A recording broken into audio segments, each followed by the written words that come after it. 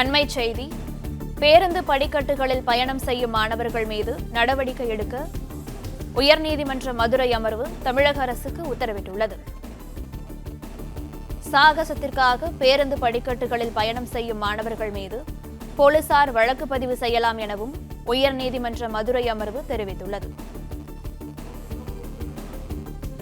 ஓட்டுநர் நடத்துனர் அறிவுறுத்தல்களை ஏற்காமல் மாணவர்கள் சாகசம் என நினைத்து பேருந்து படிக்கட்டுகளில் பயணிக்கின்றனர்.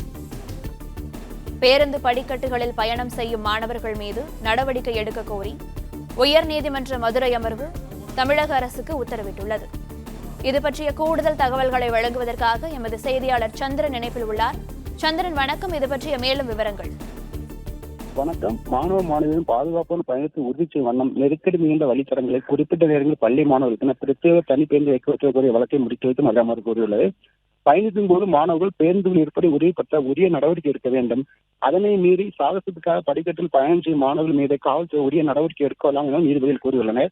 பிள்ளைகளை முறையாக அறிவித்து வளர்க்க வேண்டியது பெற்றோரின் கடமை அதிகமாக உள்ளது. பள்ளி பருவத்திலேயே புகைப்பழக்கம், மது, புகையிலை, கஞ்சா உள்ளிட்ட பழக்கங்களுக்கு மாணவர்கள் ஆளாகி வருவது அதிகரித்து வருகிறது. மாணவியர் பள்ளிகளில் காவல்துறை பாதுகாப்பு போராட்டங்களுக்கு நிலைமை உள்ளது என நீதிபதிகள் தேவை தெரிவித்துள்ளனர். பேருந்துகளில் மாணவர்கள் படிக்கட்டு பயணம் செய்வது தொடர்பான ஏராளமான குற்றச்சாட்டுகள் வருகின்றன. ஓட்டுநர் நடத்துனர் அறிவுறுத்தினாலும் மாணவர்கள் ஏற்காமல் சாகச நினைத்து செய்து வருகின்றனர் மதுரை அமர்வு கூறுகிறது. படிக்கட்டுகள் பயணம் செய்வது மோட்டார் வாகன விதியின்படி தண்டனைக்குரிய குற்றம். அதன்படி காவல்துறையினர் வழக்கு பதிவு கூட செய்யலாம் என நீதிமன்றம் கூறியுள்ளது. தூத்துக்குடியை சேர்ந்த ராம்குமார் மதுரை அமர்வு பொதுநல வழக்கு தாக்கல் செய்தார். தமிழகத்தில் 1 முதல் 12ஆம் வகுப்பு வரை அரசு மற்றும் அரசு உதவிபெறும் பள்ளிகள், அரசு ITI, பாலிடெக்னிக் மற்றும் அரசு கல்லூரியில் பயிலும் மாணவ மாணவிகளுக்கு கல்வி நிறுவனம் செல்ல அரசு பேருந்தில் கட்டணம் இல்லை என உத்தரவிட்டு வழக்கை முடித்து வைத்துள்ளனர்.